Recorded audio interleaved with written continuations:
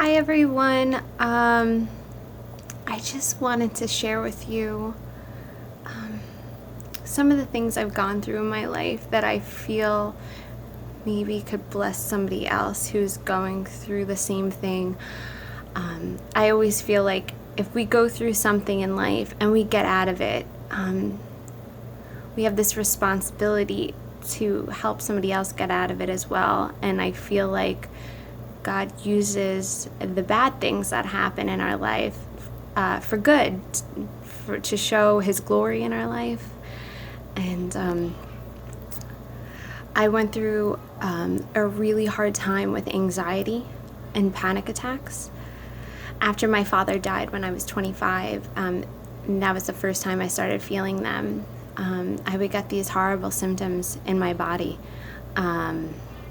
Severe hives everywhere. It always felt like my throat was closing. My heart would palpitate. Just a lot of different things at that point. And I started going to a lot of doctors to see what was wrong with me. And I remember at one point I got afraid it was my heart because I was feeling these fluttery feelings. And I would get this weird sensation, like a blanket was coming over me. I can't really describe it, but it was a horrible feeling. So I went to a cardiologist, and he saw me, and he saw how young I was, and he said, "What are you doing here?" And I told him my symptoms, and then my husband chimed in and said, "Well, her dad just died not too long ago," and he looked at me and he said, "Do you believe in God?" And I said, "Yes, of course I do." And he said, "Then pray." And of course he did an exam on me, and I wore a heart monitor for like 6 weeks, and nothing was wrong. Nothing. It was anxiety. And I went to other doctors, and they all said the same thing, anxiety. And I realized I was fighting a spiritual battle. Something was attacking me. I know I had just lost my dad, but I wasn't handling the stress. It didn't feel normal. It would at times feel like somebody was actually choking me, like their hands were around my neck. And so I did one thing that I knew to do. The doctors wanted to put me on medication.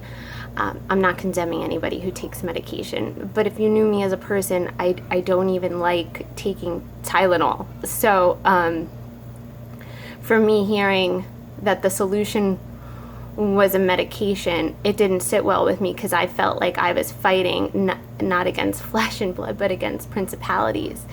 And I knew that there was no physical solution to this problem. It was a spiritual one, and I sought the Lord.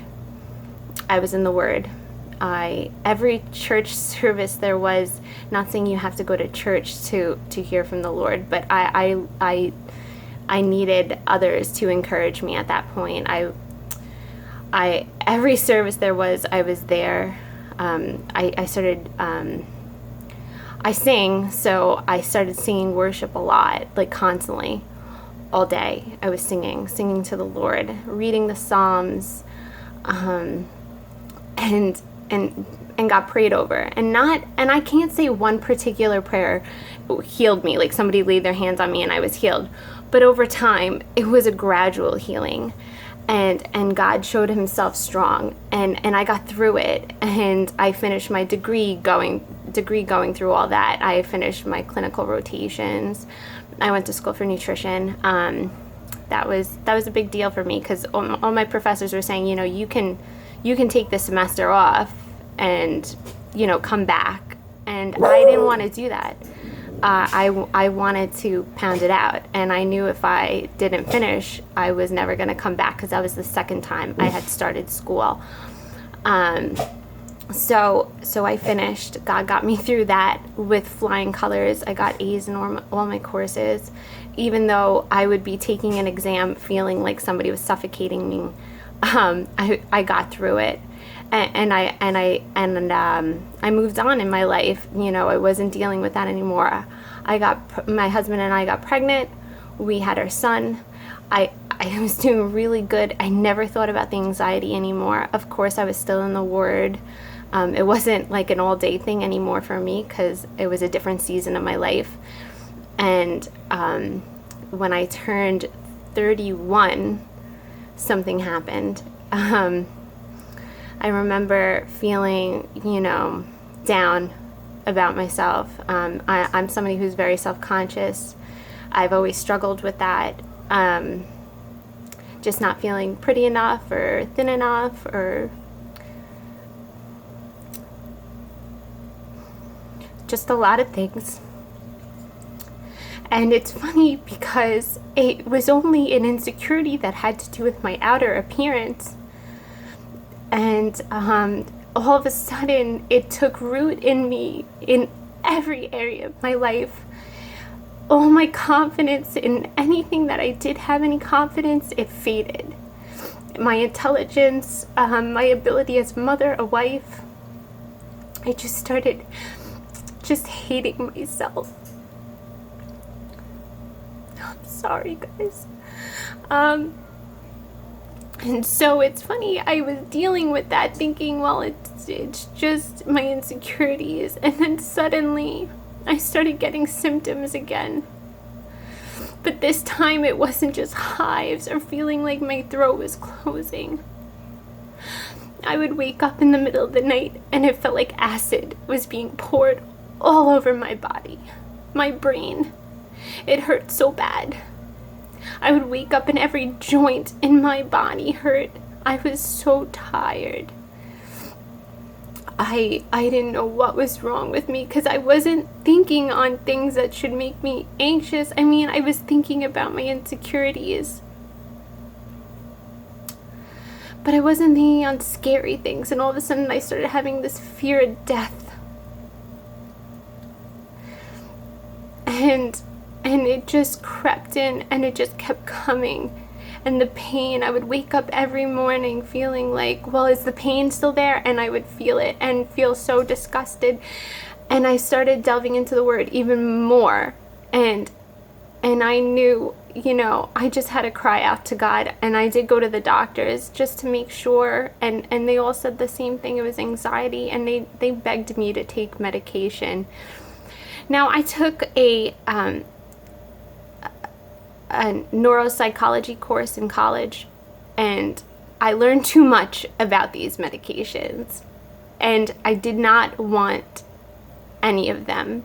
I did not want the side effects. I just didn't want them. I didn't feel like that would truly fix what was wrong, because it felt like, again, something spiritual was coming against me, and hard this time. And that was 2 years ago. And I would have this feeling of like you're not here. I don't know if any of you have ever felt that, but it felt like I wasn't here. I felt like I had a fog. Feelings I've never had in my life. The pain, it was horrible. And I just kept diving into the word and crying out to God. And He got me through every one of those nights.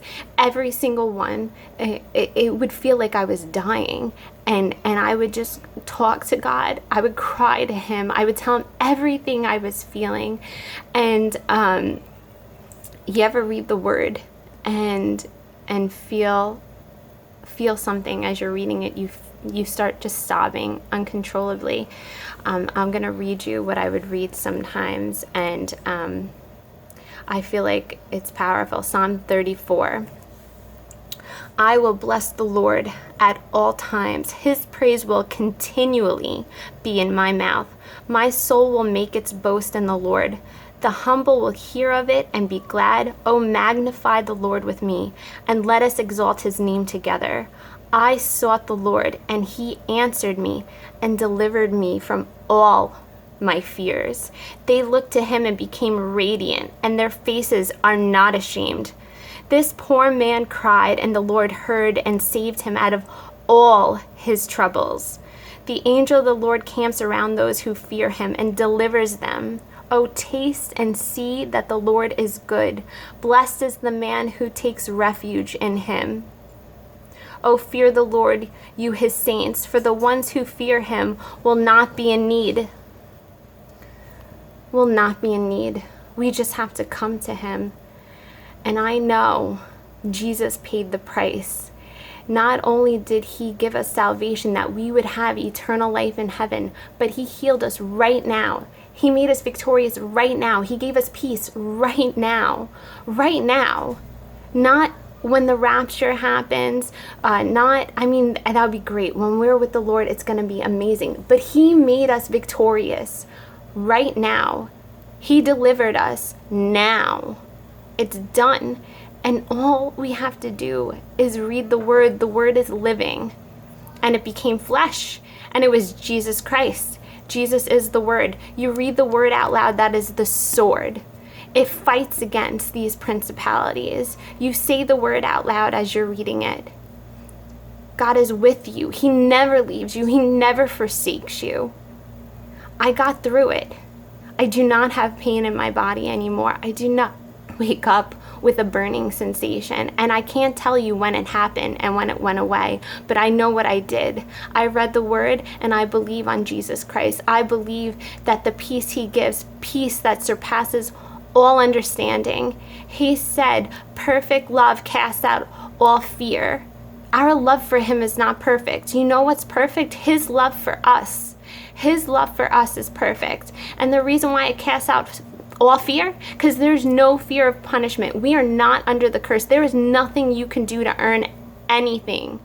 It is a gift. Your salvation is a gift. Your healing is a gift. You are healed by the stripes of Jesus. And if he got me out of it, he will get you out of it. Jesus is the answer to everything.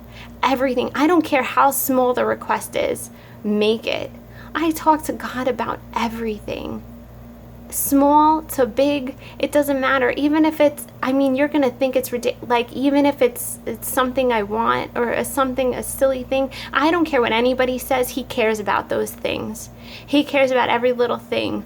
If you love to decorate your home, or there's something that you have a hobby, he's there too. You can glorify God with your hobbies, with cleaning the house, taking care of your children, going to work. If you sell cars, I don't know what you do, but you can glorify God in that. He cares about every detail of your life. He cares if you're in pain. He cares if you're sad. I don't care if you got yourself into the mess. He will get you out. And that's all I want to say. I just want you to know the only way to be saved through Jesus Christ is to believe. All who call on the name of the Lord will be saved. Period. You believe on what he did at Calvary? You believe that he was born of a virgin, was made flesh, lived a perfect life, went to the cross, died, and rose again? If you believe in that, you are saved. You cannot earn it. If you believe it, and as same as you receive your salvation, you can receive your healing. I want you to believe that. All right, guys, I love you. I hope this blesses somebody.